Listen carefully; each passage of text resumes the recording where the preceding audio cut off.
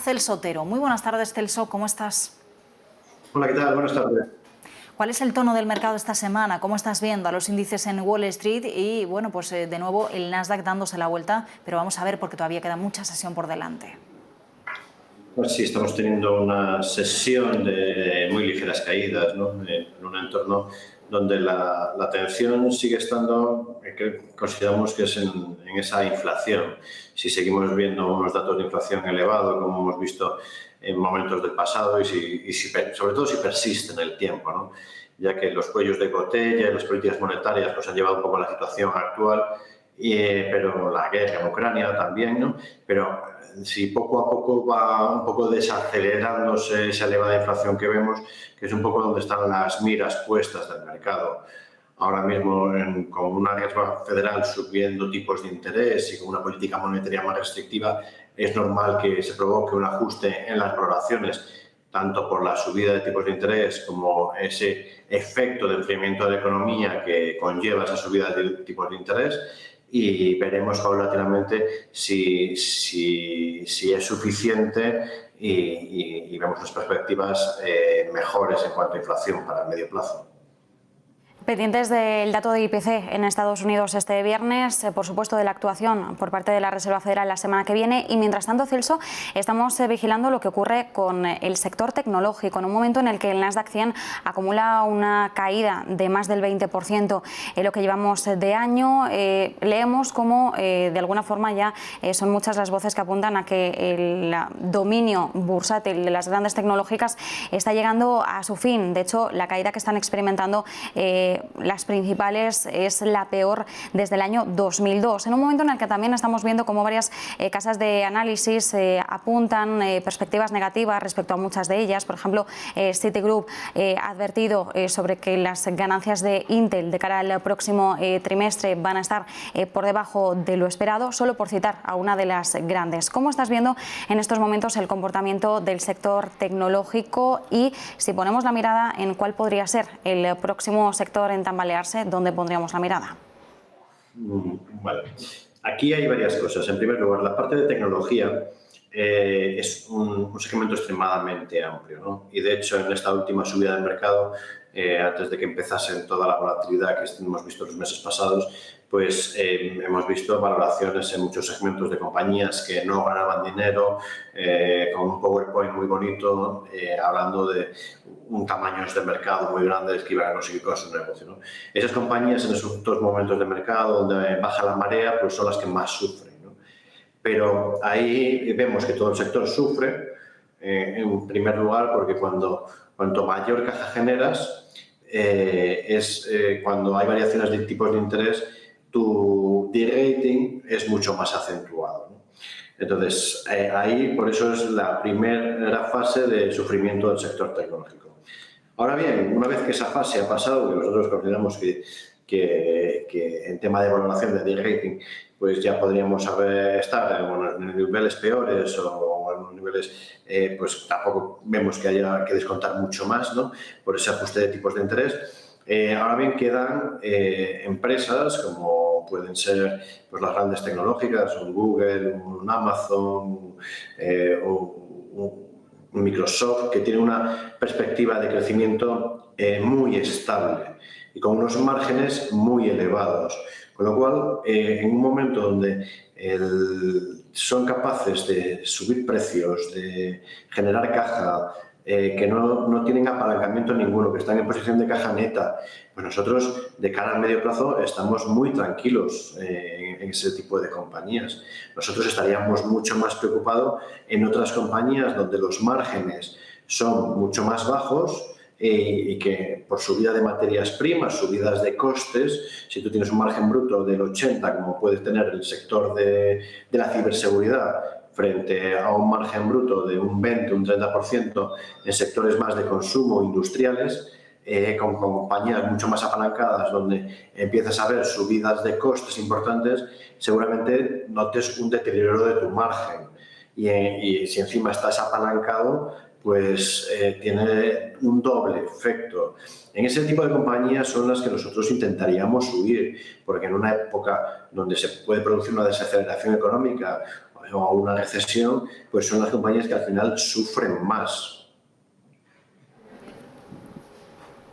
Hoy, entre los sectores que estamos viendo subir en Estados Unidos, hablábamos, por ejemplo, de Pfizer o de Moderna. Dice Moderna que su refuerzo frente a Omicron funciona mejor que la vacuna COVID original y también estamos además en un momento en el que nos preguntamos de qué manera las farmacéuticas van a mantener o no su ritmo de ventas, ¿no? Sus ingresos, después de que haya algo más de relajación por el caso COVID. Es verdad que siempre va a haber enfermedades que van a tener que necesitar vacunas y ahí van a estar las farmacéuticas, pero ¿cómo estás viendo la evolución de estos títulos? Aquí hay dos efectos, ¿no? A nosotros el sector farma, bueno, no solo el farma, sino el sector de salud, siempre es un sector que nos ha gustado mucho por ese crecimiento que tiene de largo plazo, que es una tesis muy sencilla, que no es una tesis nueva. Es decir, la tesis de envejecimiento de la población, y una vez que envejece, más uso de ayudas de la salud, ¿no? Vía farma o vía tecnología sanitaria, siempre lo hemos visto de manera positiva. Ahora existen algunos casos, como es el caso de Pfizer o Moderna, que debido al COVID han impulsado mucho las ventas, pero esto no es un evento estructural que cambie la compañía. Lo que pasa es que sí que les ha ayudado a generar una caja extra con la que no contaban hace 3 años, ¿no?, de estas compañías. Ahora bien, es momento de probar si toda la tecnología del ARN con la que han desarrollado sus vacunas van a seguir para impulsar otras áreas de negocio y a proponer soluciones en el tema de salud basando esas áreas. Ahora están con la tecnología desarrollada, buscando otras aplicaciones y con una fuerte generación de caja que han tenido esos ejercicios. Por lo cual les vemos una posición bastante positiva y frente a ambas, Pfizer nos gusta más debido a que siempre hemos optado a los tamaños más grandes de compañía debido a la gran diversidad, ya que vemos que la inversión en nuevos fármacos, donde tienes un porcentaje muy elevado que se te caen en las distintas fases, pues cuanto mayor sea tu pipeline, más estabilidad de ingresos vas a tener de cara al futuro. Es inevitable poner hoy el foco en el sector textil, teniendo en cuenta los resultados que hemos visto hoy de Inditex, un beneficio que se impulsa un 80% interanual, obtiene el mayor margen en una década, aumentan sus ventas a niveles prepandémicos, sobre todo gracias al mayor tráfico en tiendas físicas, a la vez que se sigue impulsando su canal online. Vemos a Inditex como un claro ganador ahora mismo del sector en un momento en el que, bueno, pues ha tenido un mejor desempeño que otros rivales como H&M o Zalando. Sin embargo, sí que es cierto que de China viene una gigante del fast fashion pisando fuerte como sería Shein. Con todos estos jugadores, estos movimientos y sobre todo la vuelta a cierta normalidad de consumo después de la crisis sanitaria, ¿cuál es el planteamiento que harías ahora mismo por situar una fotografía general de cómo está el sector textil? Aquí nosotros hemos visto que el éxito que ha tenido Inditex a lo largo de los años se ha basado por varias razones. La primera es pues, la rápida reposición en tiendas, pero lo que más ha gustado a los inversores siempre en todo este segmento es la apertura de tiendas, es ese crecimiento orgánico a medida que vas trasladando un negocio exitoso al resto de países, ¿no? Cuando las cadenas ya son más maduras y su lucha es otra, las valoraciones de las mismas cambian, ¿no?, en ese segmento. Aquí en el caso de Inditex hemos visto también, y muchas otras, ¿no?, que la parte online ha servido como otro catalizador para aportar crecimiento.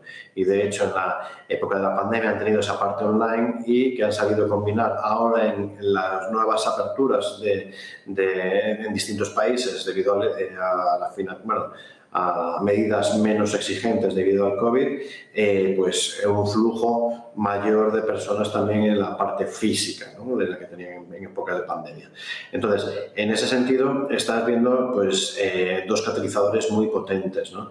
El desarrollo del online, que estaba permitiendo hasta la fecha una mejora de márgenes, con ese impulso y nuevas aperturas que pueden tener no Inditex, sino las compañías del sector, que al final se se encuentran en una expansión.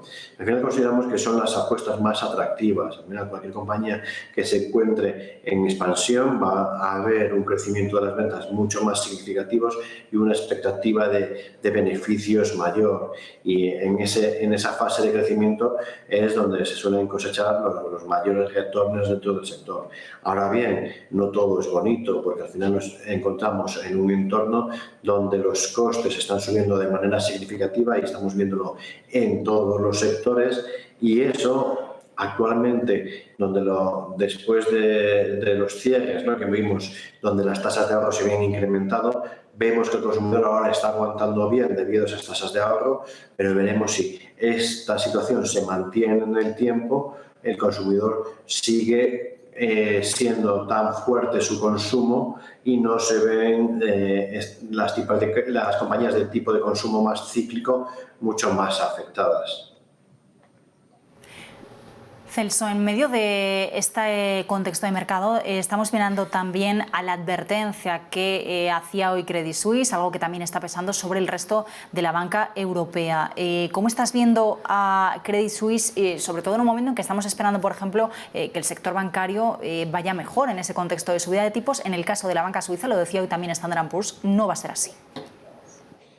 Aquí hay que diferenciar qué tipo de negocio, ¿no? Porque al final, en el tema de la banca, es evidente que en un entorno de subida de tipos de interés, pues lo que es el negocio bancario básico se mejora, ¿no? Al final tienes mayor tipo de interés, el coste del dinero, al final el margen de intermediación mejora de manera significativa, pero en aquellos bancos donde la parte de inversión es un poco más potente, ¿no?, que se ha visto bastante beneficiada en toda esta época de bajos tipos de interés y donde se ha fomentado mucho toda la parte, por ejemplo, de compra-venta de compañías, de fusiones y adquisiciones y demás, que han funcionado muy bien con tipos bajos de interés, donde aparecían un montón de operaciones que tenían sentidos con tipos muy bajos. Si suben los tipos, esas operaciones pues van a ir desapareciendo. Entonces serán menos operaciones y ahí se notará también en la parte de renta fija, donde hemos visto en un entorno de bajada de tipos de interés y subida de precios, ¿no?, de los bonos, que el volumen era muy interesante, pues veremos ahora en el entorno contrario si también se producen esos beneficios de todas las mesas de banca de inversión. Entonces, en la parte de la banca más comercial podrán beneficiarse más, en la que tengan parte más institucional, pues veremos paulatinamente cómo va siendo ese desempeño.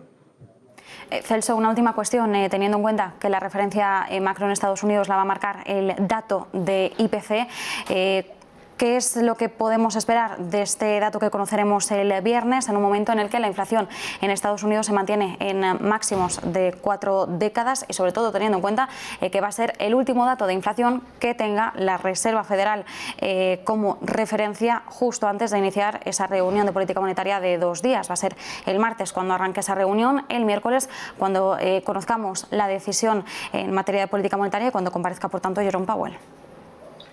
Pues aquí se espera que se mantenga un dato de inflación elevado, al final en tasas de un 8,2%, pero en desaceleración. Al final vimos el anterior dato en un 8,3%, el anterior pues estaba casi cerca del 10% y vemos una paulatina desaceleración de la inflación. Eso sería lo que está esperando el mercado. Si sigue una presión mucho más fuerte de esos niveles, pues las perspectivas podrían cambiar. Pero lo lógico y consideramos que debería ser una desaceleración paulatina a medida que las tensiones de materias primas debido a la guerra en Ucrania vayan desapareciendo y que los problemas de cuellos de botella en la cadena de suministro pues también vayan normalizándose. Pues Celso Otero, desde Renta 4, como siempre, un placer contar con tu análisis. Buenas tardes. Muchísimas gracias a vosotros.